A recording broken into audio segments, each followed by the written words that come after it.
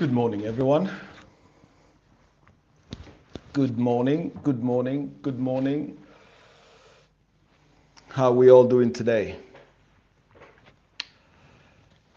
Has anyone even tuned in? Good morning, SPAC Nation family. Good morning, London. Good morning, the entire world of creatives. And that's everyone, by the way. Good morning, good morning, good morning. Are you ready? I'm checking my set, what it looks like this morning. One lamp in view. My trusted donkey there carrying all my tools of my trade. Pencil and pen. Got my moped over there. Got my beautiful 1930s Bugatti. Hello everyone. Good morning, Pastor Debo. Good morning, Pastor Tamara. Good morning.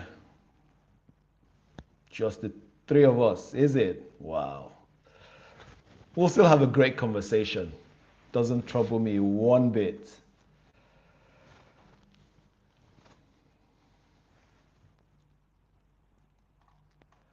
Because usually I hear that so many people who I don't expect, tune into this thing. They tune in and they never say hello.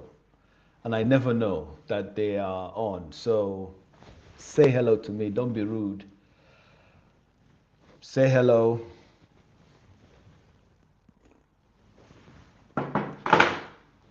Let's get through.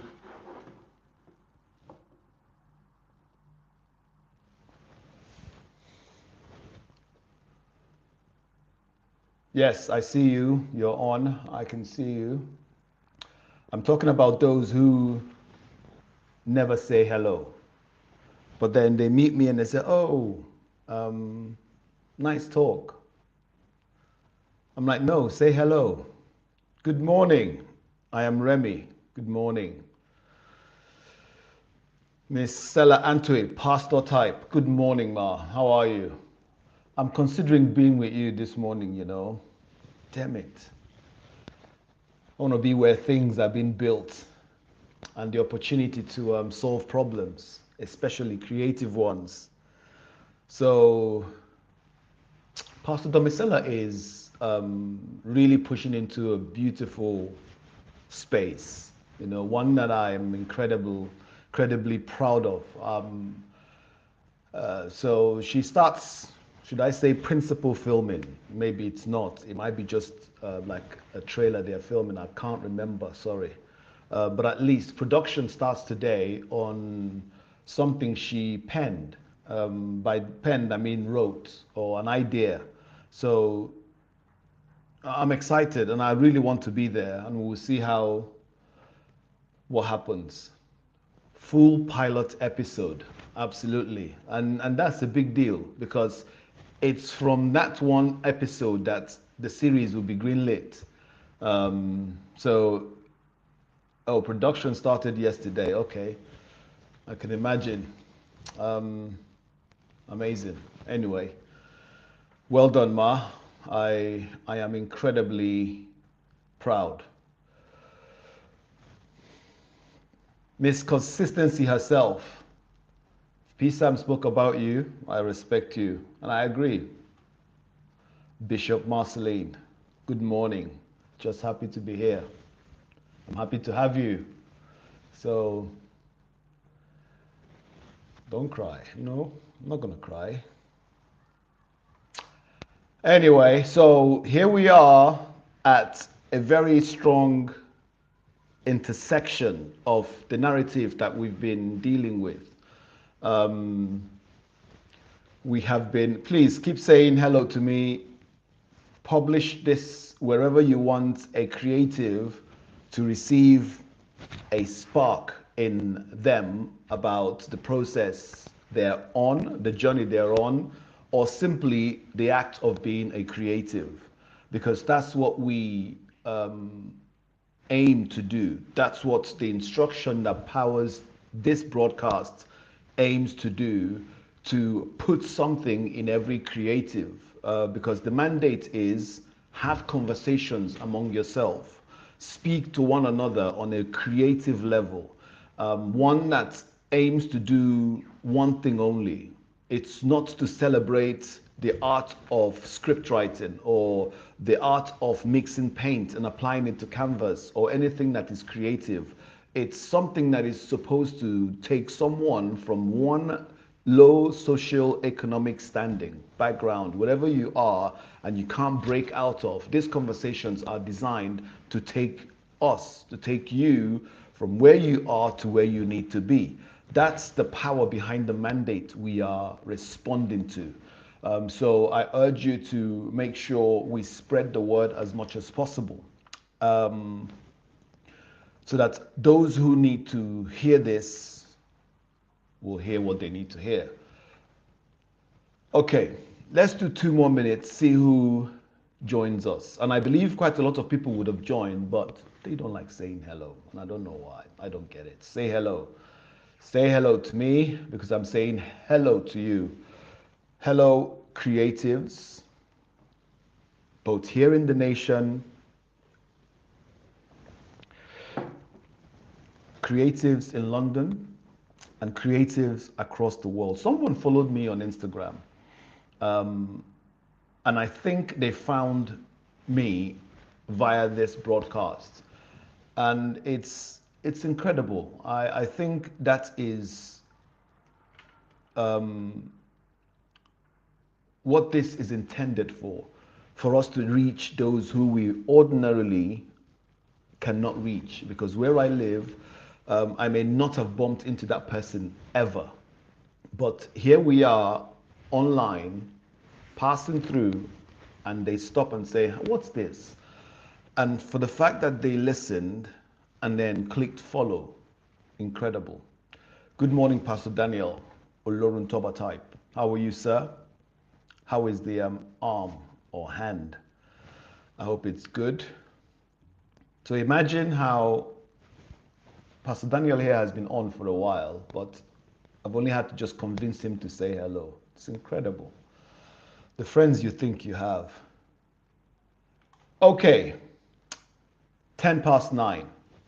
Let's get into it. So like I started to say, actually, apologies for last week. We ran into quite a lot of, I'm not one person who likes to give up. But last week we just couldn't continue. We couldn't do this with the amount of technical issues we had, that I had to gracefully bow out or yield and say, okay, we'll come back today and we'll come back strong and make sure sound is good, pictures are good, connection is good, so that we can try and end this conversation, because we're at the 12-week point, which is from here we now go on to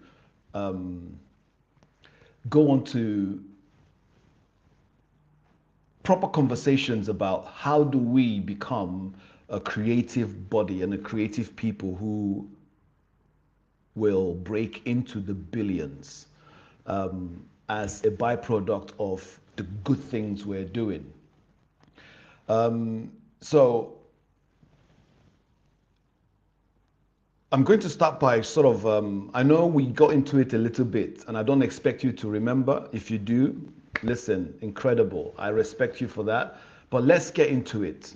Week 12 of a long journey where we have spoken about so many things. And this session, like I said last week, before we got brutally cut off, that this session has always been the destination. By this session, I mean today's title, Creative God. And listen, I don't want you to make that something that is far-fetched. Hear me out. Let's get into this, and for every second and every part of it. Now, I think I've heard her say things like, either exactly as I'm about to say it or within that line. Someone like a Marceline will believe that she is not creative, but I beg to differ. because in the role that she plays, in the position she takes as a soldier in the Nxtion family, we need her to be a creative God, because what a creative God is someone who is or who has solutions on tap. It's they're going to dial into a solution, into a conversation. In fact, you can dial out of a conversation into a completely brand new one, stay in it, exegete, as in analyze, think, and pull out a solution in milliseconds. So it's where I'm going today. It's what everyone must desire and say, I am a creative God. If you can't say that right now, start by saying, I want to be. I believe I can be. So today's session and the 11 weeks that we have come from is leading to today. It's leading to you being someone who, when you walk into a room, solution has walked in, a way out has walked in, provision has walked in, even disinfectant has walked in, because you're going to remove what's not supposed to be there. So, in the beginning, God created. A creative God is always at the beginning, which means, let's say you make 2K. Because of the work we are in, you saw all that 2K. You go back to the beginning, always in the beginning. And this is, if you can say, I can argue that this is the first sentence ever written about anyone. Because if Genesis 1:1 says, in the beginning, remember, or no, see it this way, that's where God wants you to be. He also wants you to be where he was or where he is in the beginning. So let me backtrack like I did, so that those who may have joined us for the first time, or maybe 2 weeks ago or so, we started a sentence 11 weeks ago. We started a conversation 11 weeks ago. This is called Creative Talks, and we've been talking for 11 years, 11 weeks, and each week has a title. Each week have been titled, or given a specific title. And it's funny how these things work, how it progresses, because I never sat down and planned it out. Week 1 was creative authority. So which means, what powers you? What has set you on the journey that you're on?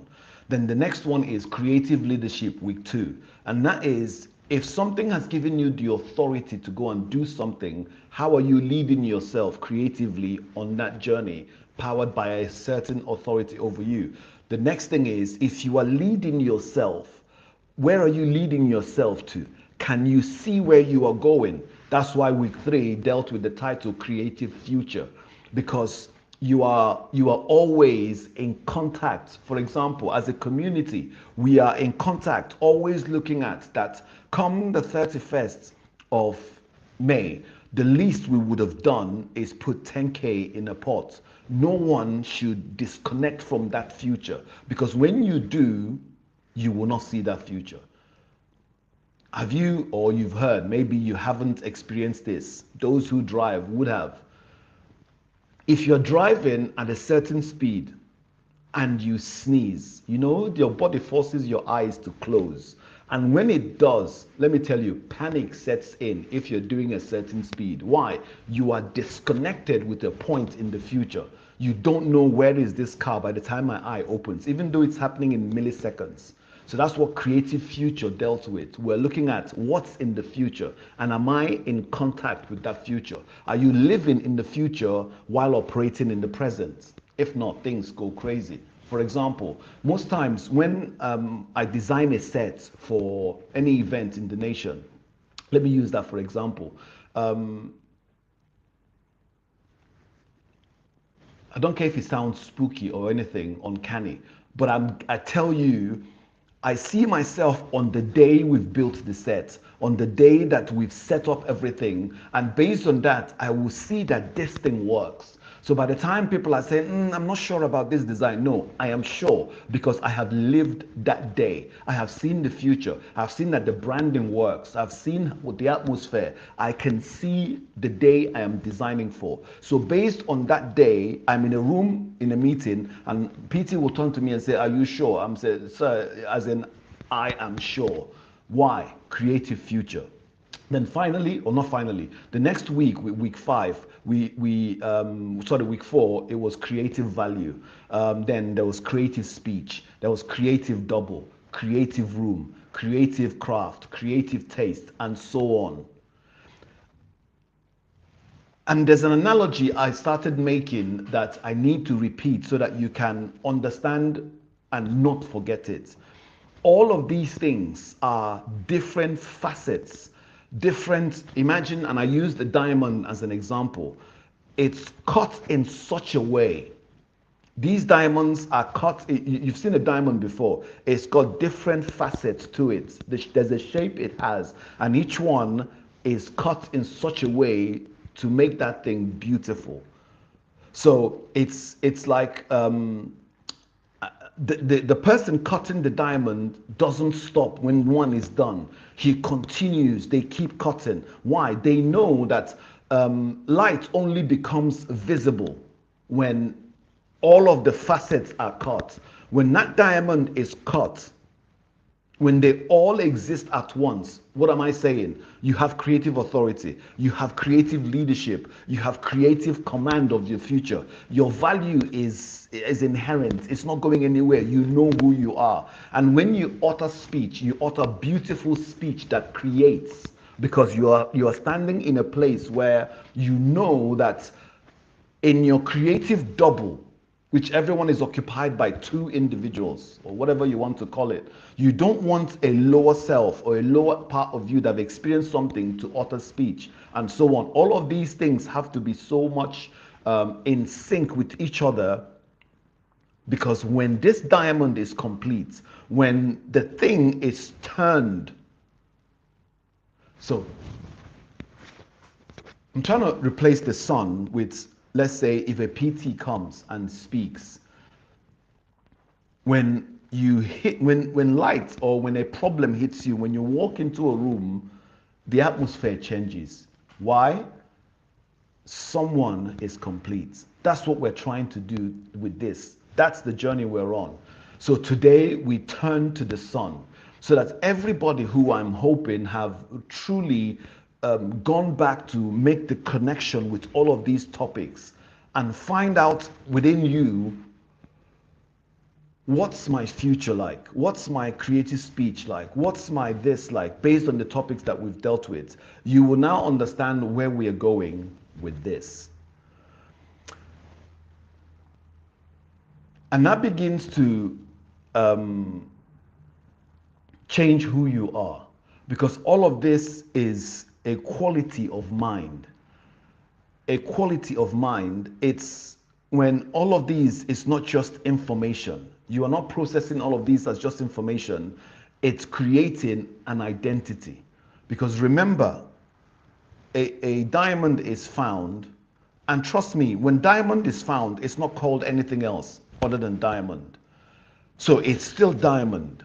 But guess what? There is an identity that it now needs to have.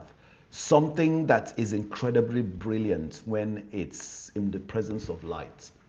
So it's that identity that the guy that found the diamond keeps chasing as they start to polish, cut, and so on.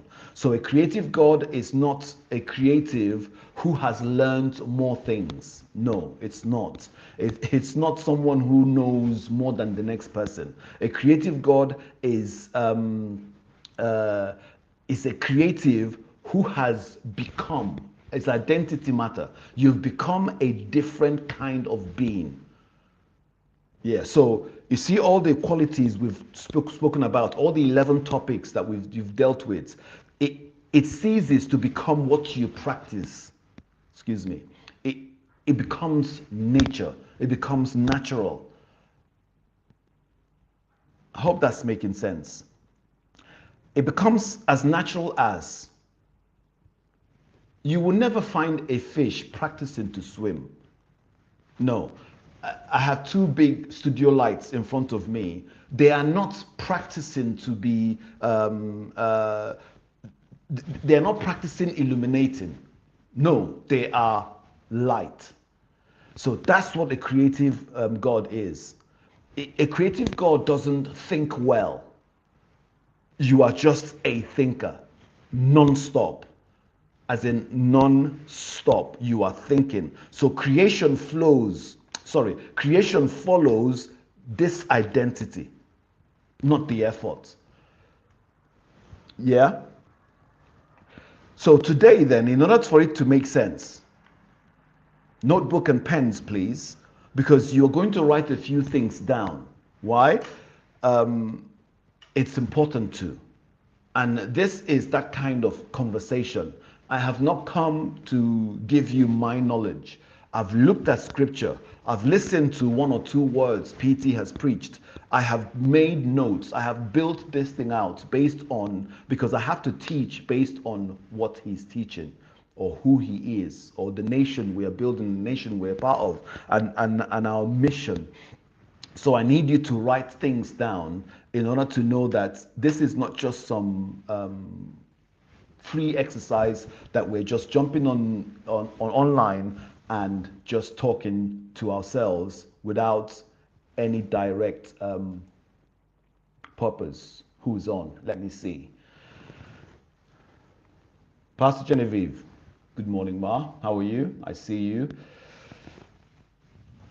Karen Kobe Jackson, good morning to you, Ma. Wonderful. I have two more strong people that joined. CEO Chase, I see you. Uyi, good morning.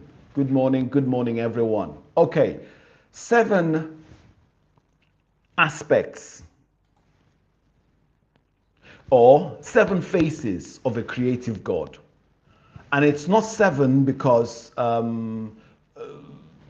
was counting and then stopped at 7. No, let's just deal with 7. It's a good number. It's a nice number. But it's simply because 7, because each one or each face, so 7 faces, each one is a different angle of the same light. And a creative God must show all 7. Must show all 7. And guess what? It's not show all 7 at 11 a.m. and then at 2 p.m. you show another one, and then at 3 p.m. you show another one. No, all must be shown at the same time, in the same moment, without you choosing between them. If not, it's not going to work. Okay, let me go ahead of myself and tell you, remember the first time, for those who drive, remember the first time. Because you may think, what is he talking about? You have lived the life I am going to speak about today. So, when you learn how to drive, do you know that even when you want to change the gear, you would want to leave the road with, as in remove your eyes from the road and look down just to shift the gear? You needed to be in one place at one time. Even, again, I don't want to say it and sound like, yeah, I don't care. So sometimes even to brake, I will nearly almost look down to make sure my leg is where it needs to be. But guess what? When you look down, what's happening to the road? You're about to run over a mom and a pram. So it's the thing that, but guess what? Imagine if you've been driving now 5 years later, 3 years later, sometimes even a week later, things become a lot easier. Is it not? So that's why what I mean by this 7 faces of a creative God must be tapped into all at the same time without choosing between them. This is what alignment looks like at a God level. So let's begin where God began. In the dark, in that place of uncertainty, in that place of hopelessness, in that place where you're asking yourself, what the hell does this client want? How do I deliver on this thing? Yes. So the first phase, write this down. The first phase, all the way from the book of Genesis, is you must be the void starer. Simply put, someone who has the power to stare into darkness, into void, into nothing. You are comfortable in emptiness or with emptiness. A creative God's relationship with emptiness is what I'm talking about. Um, it's the power to not be afraid of it. So that scripture in Genesis 1:2 tells us that the earth was without form and void. And it says that darkness was on the face of the deep. Darkness was on the face of the deep. For example, if PT believes that $1 million a month is easy by either an individual, a community, and so on, remember that is deep. Any pocket from which you can pull out $1 million a week or a month is deep. But this scripture is telling you that there is a darkness covering it. There is a darkness that is in the face of this deep, so that you don't think that deep is where to be scared about. No, you are going to look at a darkness, look at a misunderstanding, and say, what are you covering? And that's how you must see. That's how you must see when something happens and an emotion begins to rise in you. You have to say, no, no, no, no. You bloody darkness, what are you covering? Because there is a depth of strength, of joy, peace, relationship, connection, soul winning. There's so many things that emotion is coming to cover as a darkness. So rather than identify by it, you're going to look at it and say, what are you? You stare at that thing until it has no power. So read that verse very carefully. Before God created anything, as in before light, before land, before any single living thing, he was present. So I'm telling you that if you are going to be a creative God, you must be comfortable at ground zero. You must be comfortable when you don't have. You must be comfortable when, and guess what? We will not know the difference. We will not know that you are at zero financially, that nobody likes you, that you've just read something that is supposed to have destroyed you. Someone has just assassinated your character by text, by post, by whatever they've done. We should not know why you are comfortable in that space. Have you not heard some of the stories that have been coming out every past 10 at the finance meetings? And people are speaking about when they turn up at service and you saw them, you can remember some of the days they are referring to, but you never knew they were going through that. God level existence. Incredible stuff. So you must be a void starer. You must be someone who is comfortable, present in the void. You are there. You are absolutely there. You know that God did not arrive after the darkness was cleared. No, he was there in its formless, empty depth. He was there. And guess what? He was not disturbed by it. This is the first quality of a creative God. And it is the one that is the rarest. It's the one that is the rarest. The ability to be comfortable. So for 90 days, a man is going through chemotherapy. By this man, I'm speaking of PT, whom you know. But for the sake of those who will stumble across this, I'm speaking of Pastor Toby Adeboyega, PT, as we call him. For 90 days, staring at one of the worst depths of thing you can ever go through, chemotherapy. And was so comfortable in that space that he was doing exactly what God did when he looked at darkness. Said, let there be light. This is the quality of the creative God. Listen, at the pace I'm going, this looks like it's going to be part 2 and part 3, and I really don't want to, because there's so much to unpack with this so that we can understand where we are going and who we need to be for the nation, so that you don't look at a person. Listen, I'm just a custodian of this space within the nation of creativity. Every one of us has to be at this level that I'm speaking of. Then guess what? Your followership will be actually a seed. Because if you're following because, oh, I don't know, someone tell me what to do, then guess what? You can't even brag about that. But when you are brilliant, when you are excellent, when you are at a level, then if you submit and follow, then we're going to look and say, okay, that's an incredible seed that you're sowing. So that you don't think, oh, if you're following a pastor this or my leader, no. Are you equal to your leader? Remember, that's what PT is saying. Everyone must be at the same level. When you now submit to that leader, then we know you are somebody.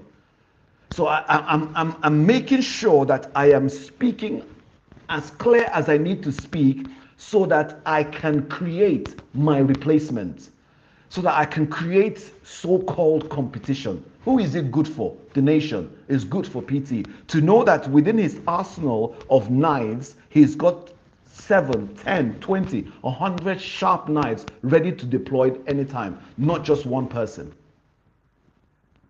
Yes. So most creatives cannot tolerate formlessness.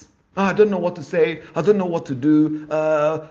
Canvas is blank. Can you tell me what to do, Pastor Daniel? Do you know? No, no, no. What do you see? Stare into it. I know the project, the brief is empty. There is no precedent. There is nothing for you to jump on. Think. Even sometimes you're in front of a client who can't articulate what they want very well. Are you going to make the mistake of thinking, I think this is what they are saying? And then the next thing is, no, that's not what I wanted. Give me my refund back. So you must be able to stare into emptiness. I call it the anxiety of the blank. You should not have it, as in this anxiety of the blank. You should not have it. So these things produce in ordinary creatives a recognizable response. Panic. I know so many times. For example, I did say this earlier on in the year when we did the business presentation in the beautiful Corinthia.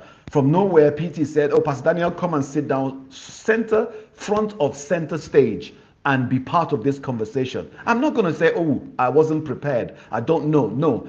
Right then, I start staring into this darkness and saying, let there be light, let there be light. Did scripture not say, what you will say will be given to you? Yes. So, it's not when you...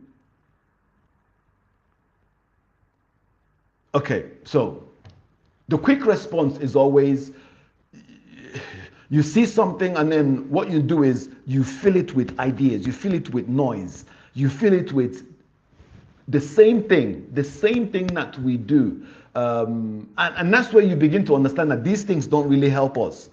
So a demand presents itself. The same thing you do on social media is what you start doing. You start scrolling. What do I say? You start scrolling. You find out that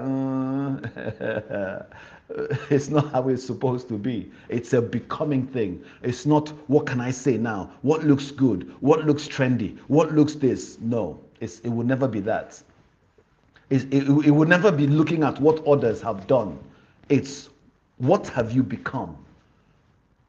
Because do you know that from this side of 2026, or whenever you were born, growing up, and you say, ooh, what's that? Light. You now know what light is. When you read the scripture, God said, let there be light. You're going to see it as easy because from this side, you know what light is. I dare say that's the first time God said, let there be light. Let light be. What is light? He just came up with something. I stand to be corrected. Okay. Even if he knew what light was, he is light. The question is, he is saying, let there be light, like PT has always said, let there be a leader in the darkness of this 16, 18, 19, 20-year-old who there is no ingredient in them that can conjure light. But he's looking anyway and he's saying, let there be leadership. Let there be creativity. Let there be articulation of, and so on. It's incredible stuff. So you can see let there be light and say, oh, let there be light. No, there was nothing like light then. The same way we should have the ability to say, let there be 1 million a week. Yes. So an ordinary person will wait for inspiration to arrive.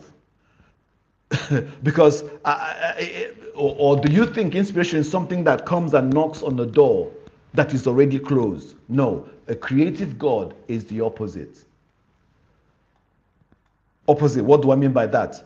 We should walk into that void deliberately. We sit down in it, get comfortable, stay in that formlessness until formlessness begins to yield. You have done this several times because you walked into why did she say what she said? Why did he do that? Why did they behave that way? Why don't I have money? It's still a formlessness. You sit on it until depression comes. Why manufacture depression? Why manufacture pain? Why manufacture, I'm going to delete and cut away from this person. I'm going to leave the nation. I'm going to. Why do we produce the opposite? Why don't we produce light? It's not because, or as in why we produce this thing. Sitting in it is just the practice of what has always been. I hope that makes sense. Because I'm saying you walk into a situation, you sit in it, and you're waiting. You know that this void is a prerequisite. It is. For example, before you can cook anything, it doesn't matter how good of a cook you are. It does not matter how of a chemist you are in terms of how you can juggle ingredients and create brilliance. The first thing you must produce is a kitchen. I keep telling people, like a chef is first and foremost an acquirer of a kitchen. If you don't have the negotiation skills to go and build a kitchen, buy a kitchen, hire a kitchen, acquire a kitchen, you can't cook nothing. So you see what I'm saying with that is you have to master a space, and that is what I'm saying, that void is a prerequisite. It's a kitchen where you're about to cook. It's where you have to let the physics of nothing play out. You can't create genuinely new things from a place that is already full. I'm moving into a new space now. The physics of nothing. As in, we must chase nothingness. So if you haven't understood the idea of pour out completely, give all, it's because when something is full, it stops being a process. Unfortunately, it starts becoming a storage. And when something is a storage, it is, guess what? It's locked away or locked somewhere and walked away from. You don't want God to see you that way.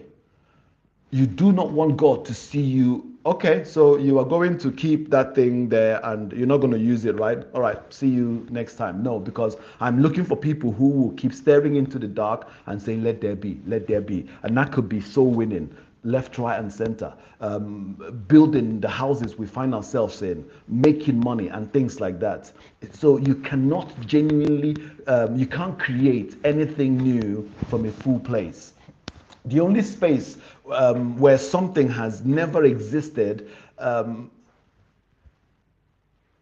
is the best place for something to come out of. I hope that makes sense.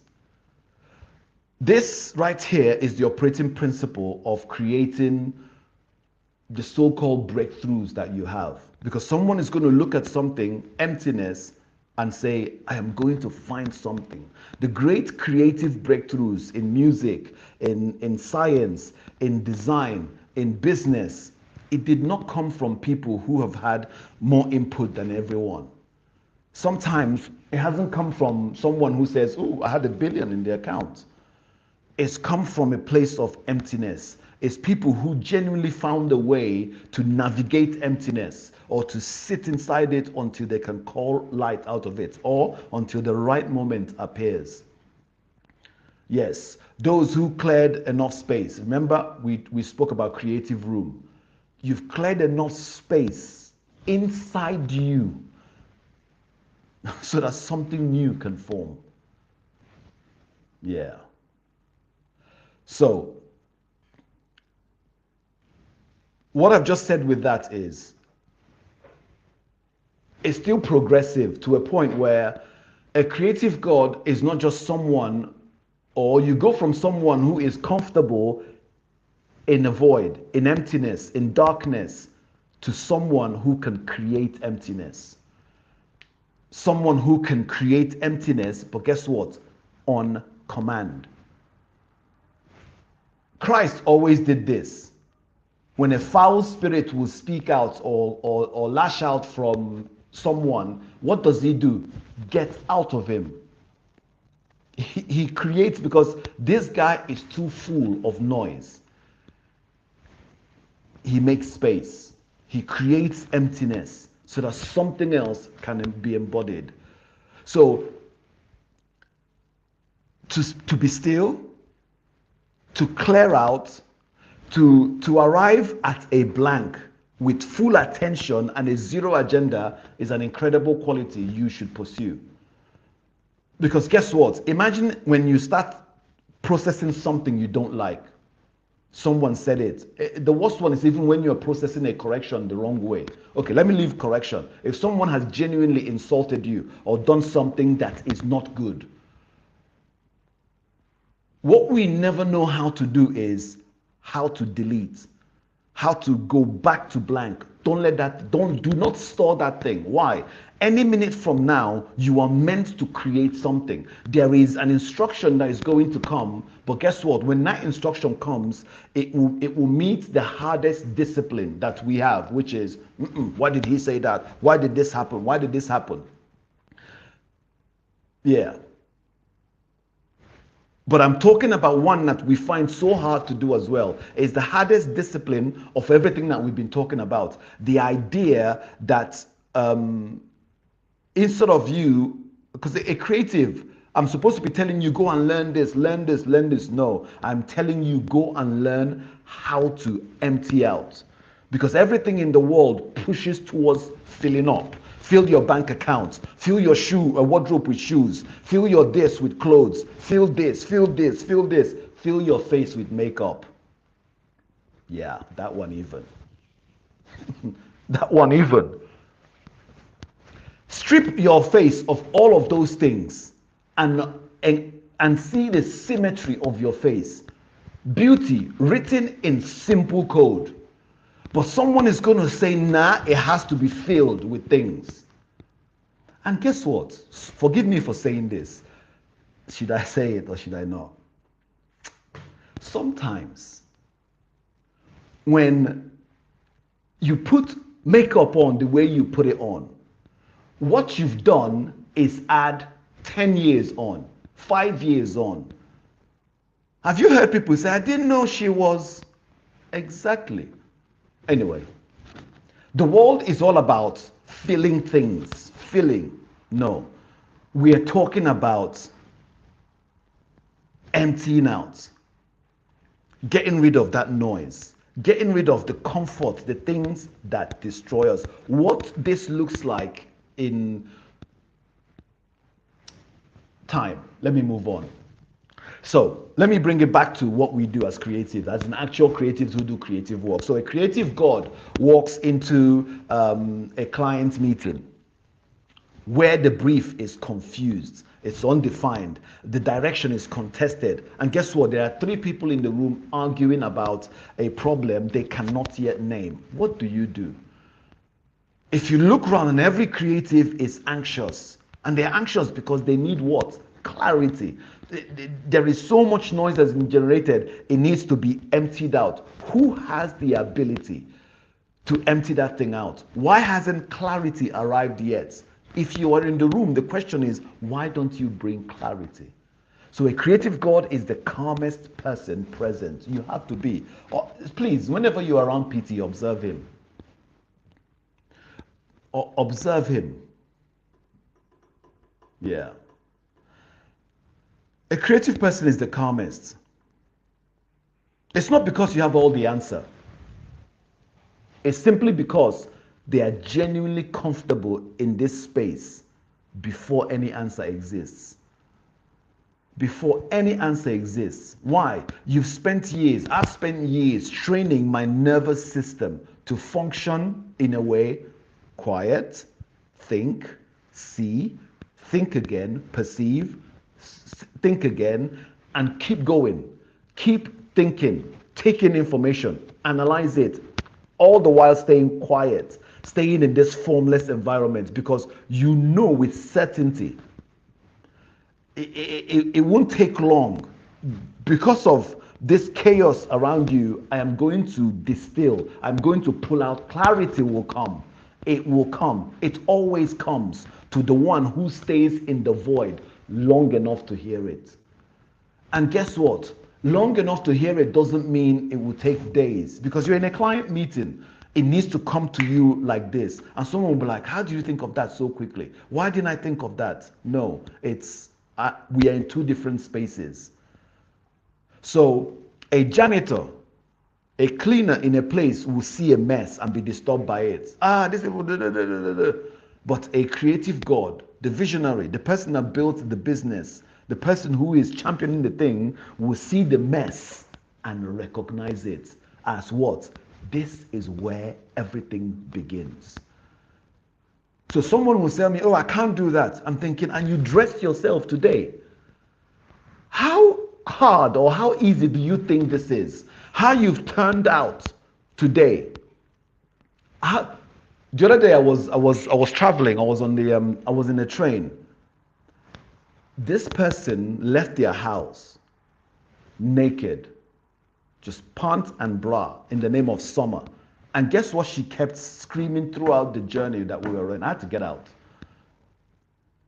Stop staring! Stop staring! Well, not to me. As in, I'm thinking, you couldn't dress yourself. So when someone walks up to me, fully dressed, properly dressed, at any service or wherever we are, and they say they can't do something, and I say, do you understand what it takes to do what you've just done? But guess what? You're going to call it basic, but it takes incredible amount of reasoning to say, I am going to deal with this. And you've dealt with it in a way that someone can say, oh, that's stylish. Incredible stuff. So that's the difference between two people. Someone will look at a mess and say, oh, I don't know where to begin. Someone will say, that's where a billion begins.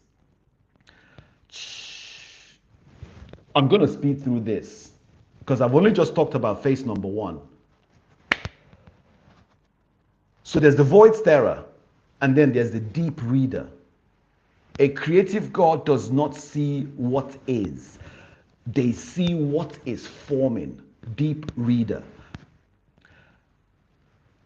If I leave this here without breaking it down, I hope you get the message. You don't see what is. You see what is forming. So that's why sometimes when someone says something to you that is not good, don't react based on what they just do. Stop what is forming. If someone tells me, oh, Pastor Daniel, I can't do that, I'm going to stop, because that person is in training now. They're in training, they're going to become useless in a year, as in they will never be able to do anything. So I'm going to stop what is forming.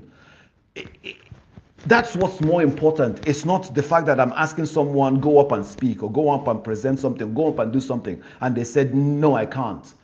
I'm not going to say you are disobeying me, the creative God. No, no, no. You stop what is forming. The team is going to lack a key member in a few weeks' time. So a creative God sees what is forming. You don't just flare up into an emotion. You say, no, I recognize this. We are going to be a man down. So back in the days, my military days, let's say you are what is called a guard duty. So you can be the guard commander or something, which means you are at the perimeter fence of the barracks and you are watching over the barracks overnight. It's your duty with a key team of people, patrolling, looking after the barracks. And then from nowhere, maybe it's like 1 a.m., a delivery bike drives up or a car and it wants to deliver pizza at that time to somebody. You say, we're finished. You know someone wants to eat pizza by this time of the day. You know what is forming. That's someone who is going to fall sick when you're supposed to be scaling an obstacle or doing something. You can see what is forming. It's not a case of I'm offended that you bought pizza. No, that's not the problem. The problem is what is forming. Deep reader. I'm going to leave this. I can come back to it a long time, another time. But number 3. This one is my best one. You have to be, so void starer, someone who is comfortable in formlessness, emptiness. You can just look into the deep long enough to find a solution. The next one is the deep thinker. You can see what is forming, not just what has been spat on your face. You're going to know that, okay, this is bad because it's going to become this. It's the same way it works in a gym. If someone picks up a certain weight, the right weight, and they do the right amount of reps, it doesn't matter if they look obese, big, fat, whatever you want to call it. They've picked up the right weight. They've done the exercise correctly. Even if they don't do it correctly, you know they're doing exercise. If consistency is applied there, you will see what is forming. You can see what will become. Deep thinker. Number 3, phase number 3, the high-speed processor, the high-speed thinker. What looks like genius is nothing but the compounded interest on thousands of hours of investment of how to process things. Because if let's say, I remember those days, Bankside or anywhere, it could be Evermont, it could be anywhere, PT will just send a text and say, here's what I need you to do. I'm not going to say, sir, you didn't prepare me. So it's from yes, sir. And I'm thinking as I'm walking towards the down the aisle, sometimes I'll be in a balcony. I'm coming down and that's the time I have to formulate a presentation. So to do that over and over and over and over again, you become a high-speed thinker.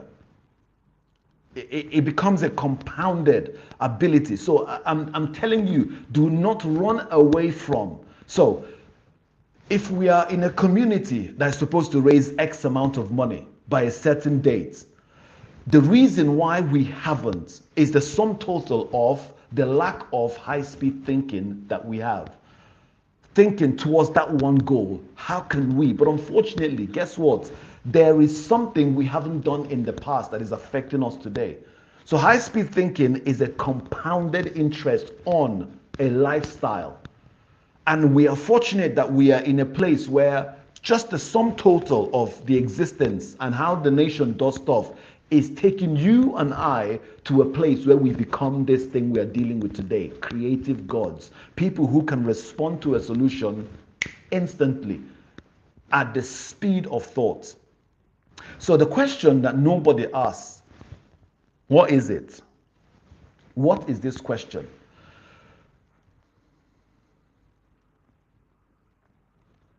What's the question? The question is not how does a creative think? No. It has to be how fast do you think? Because the problem cannot wait. And when I say how fast, I'm not saying that speed is a style preference because you're just going to come up with something. No, you will just vomit rubbish. It's not that. It's not speed for speed's sake. It's because it's come to you like that. You are in that moment, you are dealing with all the 7 topics that we've dealt with at the same time. So you're not going to let your tongue say what you're not supposed to say. You're going to have the ability to see the future and bring something from there. You are in a space where you are in charge of creative room, and all the topics that we've dealt with must be activated and must stay active every time. That's how you think fast, because guess what? It will present to you there and then. Yes. Yes and yes. Have you seen, you walk into a room at night and you flick the switch, the light doesn't delay. It's there. That's the speed I'm talking about. So speed here is not style preference. Speed is the signature of mastery. Write that down. How quick you come up with things is the signature of mastery. Try and find the famous Bankside picture where it was, I think it was 11 crossover service, and the room was dark and there was lights everywhere. Guess what happened? So I was on stage. I can't remember why I was on stage, but just when I got on stage, or maybe that's why PT called me, I don't know.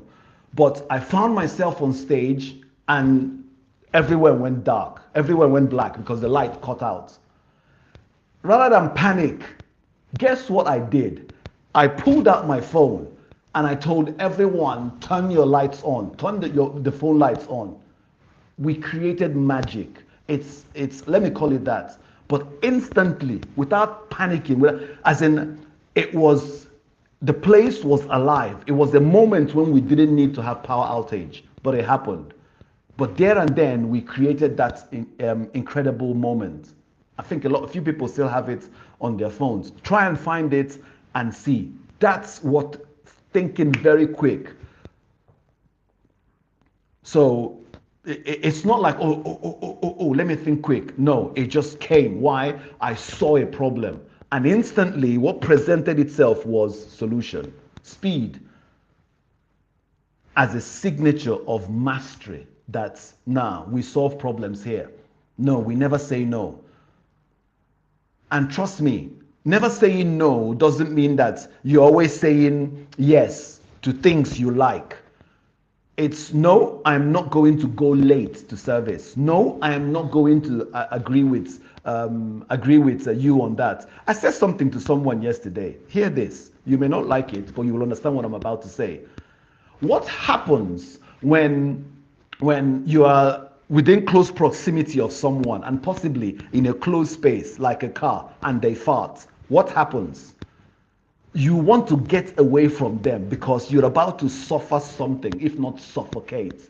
Something is about to disrupt your peace, fun, and all kinds of things because it's happened there and then, right? You want to exit.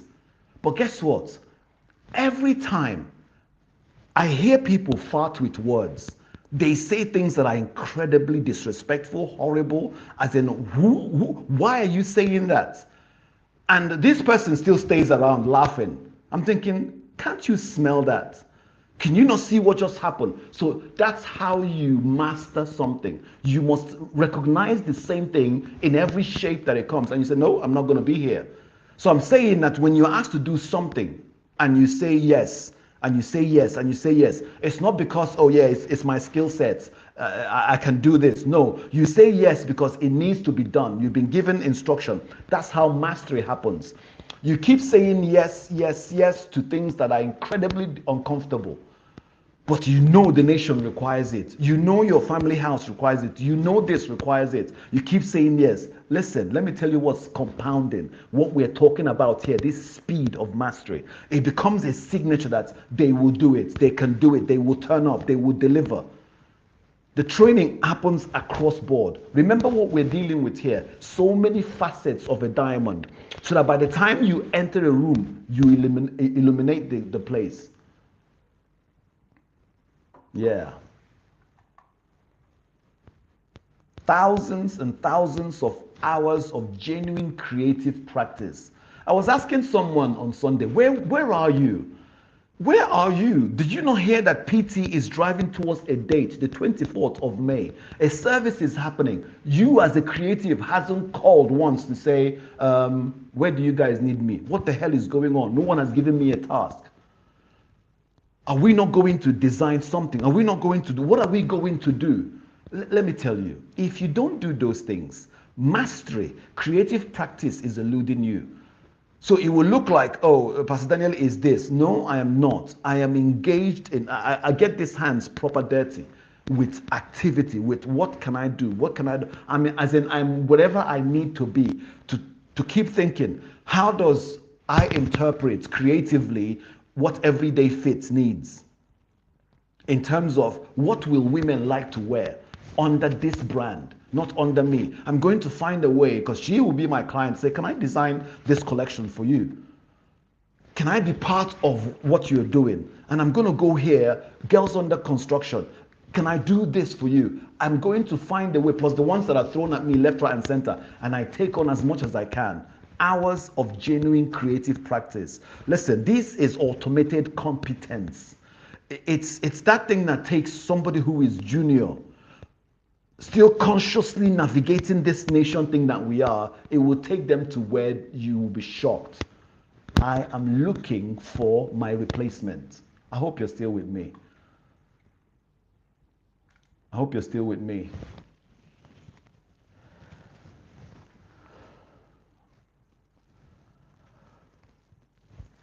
There is such depth to creatives. Being comfortable in facing the void. Yes, ma'am. Absolutely. All right. I'm going to stop 10:25 thereabout. Let's prepare for the finance talk today, because we can't miss it. So give me 20 more minutes. And we move into part 2 next week. So thousands of hours of creative practice is needed. You need to find what I call conceptual judgment. Big words, forget about that. How about aesthetic judgment? Forget about that. Big words. Strategic alignment. You must have all these things. You must. And then, have you heard about audience empathy? Yeah. I'm just throwing words to say, you see, becoming something is... Okay. See all these things I've read out. If you're a creative God, it should not happen sequentially. It should not. It must happen immediately. Why? Who you are and what you are is supposed to be consumed by an audience. Supposed to. You have to know who you are dealing with, who you are creating for, who you are in the presence of. What problem are you trying to... If PT wants to liberate the young black person, or anyone who is stuck in a low social economic environment, you think he's going to blame them for who they are? No, he's going to have empathy and know that I know where you're coming from. I know where you're coming from. And that aesthetic judgment I spoke about, he's going to look and say, you don't look good wearing that, behaving like that. You see that emotion you're wearing? It doesn't fit you. You don't look good, and so on. And it's going to look at, so the conceptual generation or judgment is that you are going to find a picture in the future where you want this person to fit into. Simple as that. If you don't have that picture, you are not going to carefully remove what he's wearing now because it's not going to work. Yes. The same with this strategic alignment. What do you not see him do cleverly? Aligning and bringing the right people into the nation at the right time. I might even be just going too far ahead, but guess what? I'm just going to say it because this thing will live in YouTube. Someone will see it and it will change your life. I'm not saying you don't understand it, but I'm just saying I feel like should I be going in speaking this much?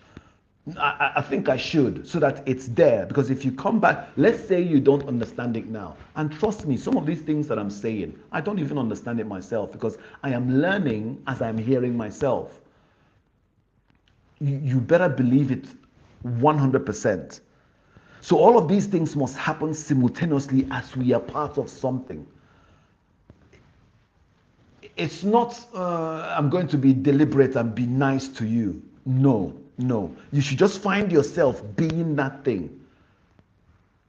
Yeah. At the speed of instinct. At the speed of instinct. You will hear it every now and then. Someone will say, I knew what to do. So what looks like genius is just simple compounded interest of thousands of hours of investment. We have to make investments. Let me tell you how easy it is to make 10K in a week, in a month. It's something that has compounded. What looks like the speed of a product, anyway, time. Let me leave it and move on. And just touch quickly 4 laws of high-speed thinking, so that you understand it's important that we think very quickly. People give up too easily. It's not going to work. It's not going to work. It's not going to work. Oh, I don't know. It cannot work. Let me give you an example of what happened on Monday.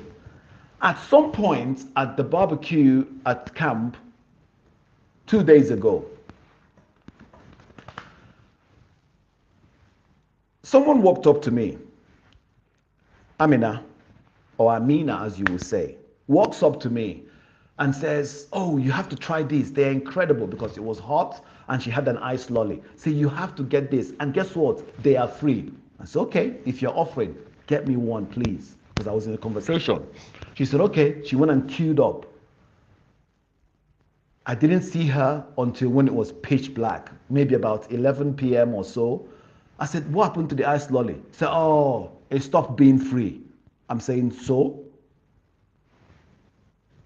why did it run out? No, it stopped being, they started selling it. I said, so why didn't we buy it? So, oh, you have money, I have money, we could have bought it. The thing is, she stopped thinking about what we agreed, is that this thing is nice, it will cool you down and you will enjoy it. That was our mission. It was not supposed to be stopped. The thinking of achieving that mission was not supposed to be truncated by anything. We keep thinking. We keep going towards the solution that we want. We must keep thinking. There are 4 laws to apply. We must keep thinking. So guess what? I said to her, I looked around. It was almost like it's 11 p.m. I said, listen, I still want that ice lolly. Find me an ice lolly. She said, what am I going to find? I said, no. I said, stop thinking about the impossible. How do we get an ice lolly now? And I remember the one she had was like brown in color and blah, blah, blah, blah, blah. I made sure I stopped her from thinking the impossible. And then from nowhere, her face lit up. She said, look. I said, look at what? She said, look. So she was talking about shop. I said, forget shop. We can't get any, there's no shop we can get by this time. It's closed.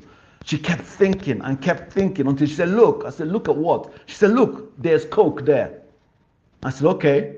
Because the one I saw her looked like frozen Coke, as in Coca-Cola. I said, there you go. We found one ingredient. The next thing is, guess what? When she was like, what are we going to find steak to put on the thing? I said, I don't care. You find the steak. Look around. We're in the woods, for goodness sake. She went and plucked a branch from somewhere, cleaned it. What I'm telling you is that she kept thinking until she produced ice lolly before midnight. It's incredible. At one time, the problem was Coke in a cup, stick in the middle that will be your stick for the ice lolly. Now what we need is frozen, how to freeze it. But she said, I'm not allowed in the kitchen. I said, there you go. The project dies because you found something that is a barrier that stops us, that stops you. It's either you make friends with someone who is allowed, or you go into the kitchen, get into the fridge, and put this thing in the freezer. All of it was achieved. At one point, I said to her, this is proof that there is nothing you cannot do. The speed of thinking. Speed, number one, reveals the true system. Under pressure, you must rise to the occasion. You do not just rise to the occasion. Okay, let me put it this way. Let me put it in the negative. So under pressure, if you don't rise to the occasion, guess what you rose to? You rose or you fell to the level of your preparation. And sometimes preparation is only your ability to think. If you keep thinking, you will find what you are looking for. Oil and gas is one of the biggest businesses that exists, even though it's been taken out of thing because everything is going electric. But guess what? If they don't keep drilling, they will never find crude oil. That's how thinking is. You're thinking, and then by virtue of it, the speed of your thinking, which is, I need to give this man ice lolly by this time. And it could be the 500,000 we're being asked of. And when you look at X amount of people being asked for 500,000, you're going to think someone is lenient on us because one person should be chasing that 500,000. So there has to be an unbroken chain of thinking. We cannot rise to the level of our preparation and it's like we've not met a target that is so small. It's thinking. A creative God performs brilliantly under pressure for one reason, because they have a system.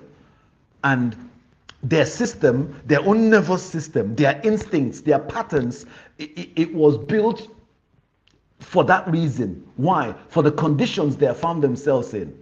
I'm going to be in the presence of an 18-year-old, I think she's 18, and I'm going to let her think, oh, it's impossible, we can't get ice lolly by this time. No, she manufactured ice lolly at a barbecue. And I said to her, you see, you are comfortable in this environment. Everybody here loves you. You are among family. Music is playing there. You're going to hear laughter there. Everything is good, but none of it is challenging you to produce something now. Give me bloody ice lolly. And what I was doing with her is what I'm doing every day, because I'm asking myself, why am I not producing at a level, both financially and creatively? What I'm lacking or what I need is pressure. Because pressure doesn't reveal weakness. You needed to see a new side of herself that she saw. That's what pressure reveals. A new side of you. That's why I will tell people there is nothing like being in the military. It reveals, let me put it this way, beautifully. Pressure reveals architecture. That this person is sound. Pillars are here. Doors and windows are here. You let something in, you can let something go. You don't care. It reveals architecture. Speed reveals the true system. Number one, law of speed, of high-speed thinking. Number two, calmness. Calmness. So you've heard speed. It doesn't mean active. No, it's quietness here and here. So number two, the rules or the laws of high-speed thinking. Calmness is the engine of speed, not the brakes. You have to be calm.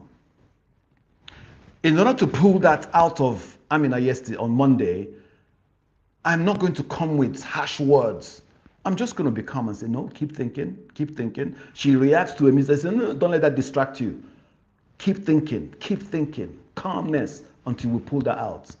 An anxious mind narrows perception immediately. Remember, what anxious could mean here is someone has said something and you instantly judge them as she's insulting me. I can't do this, or I don't have money for this. It narrows your perception. But when you are calm and you see threats everywhere, and what anxiousness will make you is you will see possibility nowhere, but you will see threats everywhere. But a calm mind expands. So imagine if you are here and you can see no way here. And a mind that is calm will expand and keep expanding until, if the width of this phone I'm recording this with now is what is blocking me, your mind will keep expanding until you can see from here and from here and from here and from here. Calm mind is the engine of the speed we speak about. Number 3.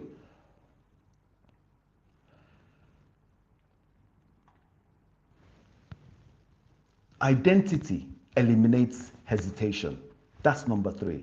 Number 3 of what? In case you've just joined us, the 4 laws of high-speed creative thinking. Number 1, speed reveals the true system that you have. If you can come up with answers like this, we know who you are. If you're always calm and then you produce, we know who you are. The next thing is identity. Identity eliminates hesitation. If you know who you are, have you seen it in football? You will know who the striker is, because once they see that ball going, they are running. A midfielder can just stay docile in the middle of the pitch. Goalkeeper is who he is at the back, just chilling. He might even be picking his teeth. But the identity, it eliminates hesitation. Who you are. If you're truly a creative, you would want to create. How can the 24th come and go? You had no creative input. Unbelievable. A creative God, a creative, let's remove the God, does not hesitate at the level of who am I? No. You can't be buried in that question. You must know who you are and then know what you are capable of. That question should be settled long ago. Long ago. Why? So that when problem arrives, like give me ice lolly by 11 o'clock, you will know I'm a daughter of PT. I can actually do this. And I'm going to be the custodian PT can trust around that 18-year-old to say, produce ice lolly now. And then I will not make the mistake of telling her, you see, you produce ice lolly now, you can produce 1K this week. You can produce 1K in a day. It has to be transferable. Why? You just trained. You just trained. You just trained. The question should be settled long ago. When problem arrives, one of the things that will not get you will not be self-doubt. Oh, can I? Or can I not? No, you can, because you just made something that was impossible. Surrounded by rules of fun. Music was playing. This was happening. That was happening. The whole place was just so beautiful and comfortable. You can easily switch off. But no, you made something happen. Number 4. Thought, decision, and action, one event. One event. We always separate these things as 3 different things. One event. Your thinking, your decision, and acting on it, one event. Uyi will bear me witness, because there's something she presented to me. We had a conversation, and then I saw her and I was like, Ma, where is it? And we agreed what I just said to you now. So she can bear me witness that this thing is what we spoke about. So if I'm putting it here, this is the life we're living right now. That thought, decision, and action, one event. I guarantee you that there are windows that open for us to find a way to make money. Somebody will be like, no, I don't know. I don't want to call them. No, I'm going to call them. I am going to call them. The other day I put in the group, there's someone that I'm calling, they're not answering. I am going to them. I must come back with money. And I did. Came back with, I think about 2K. And as soon as I walked into the HQ that day, saw Pastor Alicia, boom, here he is. And I went straight to Pastor Maggie and reported 2K given. We go again. Thought, decision, action must be, as in, you can't separate them. Because guess what? If I give you a loaf of bread now, try and separate sugar from it, or milk, or butter, or any other ingredient. Unfortunately, it's too late. Why? They are now called bread. Actually, it should not be. Bread is bread. This is the best way to describe it. So when you are thinking about how you can make money, make a decision or make it in presence of somebody else. PT was like saying the other day, who is your partner? Who is that person who will tell you, let's go? Who is that person who will turn your thoughts into a decision and then action? So most creatives have a gap between insights and execution. Something happens, but we can't execute. I had a meeting yesterday with Pastor Debo. I said, listen, everything we've decided we're going to do, we're going to do it. We're going to put out this and this and this. Zero gap must exist. Zero gap. 10:23, 2 more minutes.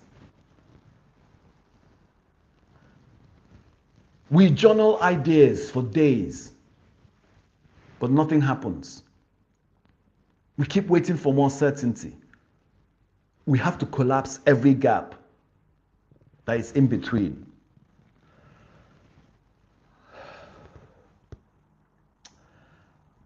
So phase number 4, and we will start this next year, is the signal carrier. I'm going to leave it here today. And you can understand how important this topic is. I hope I'm doing it justice. Forgive me if I'm not. But try and watch this again if you can, or if you must, or you must. Because I'm going to do the same in order to make sure that we are making sense, that we are pushing this agenda as fast and as deep as we should push it. Why? There is an audience that is waiting for us, souls. And there is a mission we have to fund. We fund it with finance and people. So the communities we're building is the next level of mastery we need to have. So shepherd yourself to a place where you are at the cutting edge of everything the nation is doing. You have to bring a building block. One, first and foremost, of yourself. And then secondly, of results and exploits, which means if a body needs to be sat down in a room, produce a body. If you have to be serving somewhere, serve somewhere. And if we need to populate a pot with warfare money, we need to be able to do that. I love you all. We'll continue this next week in part 2. Until then, stay connected. Love yourself, love God, stay under leadership. And let's meet our targets, please. Across board. I love you all. Thank you very much. Daniel Ihedwa, pastor in the Nxtion family. I sign out. Until next week, thank you. Pastor Debo, take me out.